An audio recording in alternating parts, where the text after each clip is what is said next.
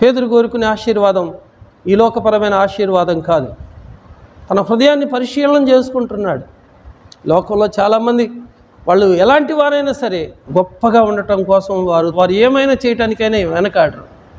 కానీ ఇక్కడ పేతురు తన హృదయ అంతరంగాలను పరిశీలన చేసుకొని అంటున్నాడు, నేను పాపాత్ముడిని, నన్ను వదిలిపెట్టి వెళ్ళిపోయాడు. ఎందుకు చెప్పారంటే వారు పట్టిన చేపల రాశి అతి విస్తారమైనందున పేతురుతో కూడా ఉన్న వారందరూ కూడా విస్మయం పొందారు, ఆశ్చర్యపడ్డారు. కనుక దేవుడు చేసిన మేలుకు తగినట్లుగా వారి హృదయాల్లో ఇక పశ్చాత్తాపం మొదలయ్యింది. దేవుని యొక్క మహాకార్యాలు కన్నులారా చూశారు. వాళ్ళ హృదయాలు తెరవబడ్డాయి దేవుని కొరకు. అలాగే దేవుడిని కార్యం చేసినప్పుడు నీ హృదయాల్లో కూడా కార్యం చేయాలి. దేవుడు చేసిన మేలుని చెప్పుకోవటానికి కూడా నోరు రాని మనుషులు ఎంతోమంది ఈ లోకంలో ఉన్నారు. పేతురు అంటున్నాడు అక్కడ అద్భుతాన్ని చూసి, నేను పాపాత్ముడు, నన్ను విడిచిపెట్టి వెళ్ళమన్నాడు. అందుకు యేసు భయపడవద్దు. దేనికి భయపడుతున్నాడంటే దేవుడు ఎంత పరిశుద్ధుడో గ్రహించాడు, అతను ఎంత పాపాత్ముడో తెలుసుకున్నాడు. దేవుని ఎదుట నిలబడటానికి కూడా ఆయన చాలా భయపడిపోతున్నాడు. తను చేసిన పాపం యేసయ్య ఎదుట నిలబడనివ్వటం లేదు.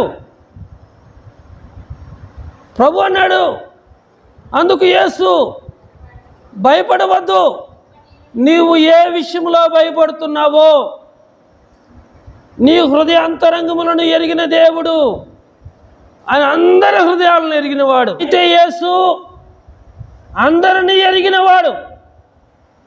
ప్రపంచంలో ఉన్న ప్రతి ఒక్క వ్యక్తి గురించి కూడా యేసు ప్రభువుకు తెలుసు. ఆయనకి ఎవరు బోధించాల్సిన అవసరం లేదు. ఆయన అందరినీ ఎరిగినవాడు. చెట్టు మీద కూర్చున్న జక్కయ్య కూడా యేసయ్యకి తెలుసు. చెట్టు కింద కూర్చున్న నతనేలు కూడా యేసయ్యకి తెలుసు. ఈరోజు మనమందరము కూడా యేసయ్యకు తెలుసు. యేసయ్య ఆయన మనుషుని యొక్క ఆంతర్యమును ఎరిగినవాడు. నీ పొరుగువాడు నీతో తినుము, త్రాగుము, సుఖించుమని చెప్తే నువ్వు తినొద్దు. ఎందుకో తెలుసా? వాడు హృదయపూర్వకంగా మాట అనలా. ఒకవేళ నువ్వు తిన్నా దాన్ని కక్కివేయదువు. కార్యంలో లెక్కలు చూసుకొని వాడు. చూడండి, మనకి ఎంతోమంది తినమని త్రాగమని చెప్తారు. దయచేసి చెబుతున్నాను, మనుషుల మనస్తత్వాలు ముందు మనం తెలుసుకోవాలి. ఎవరితో ఎలా మాట్లాడాలో కూడా ముందు మనం తెలుసుకోకపోతే చాలా పొరపాట్లు పడతాం.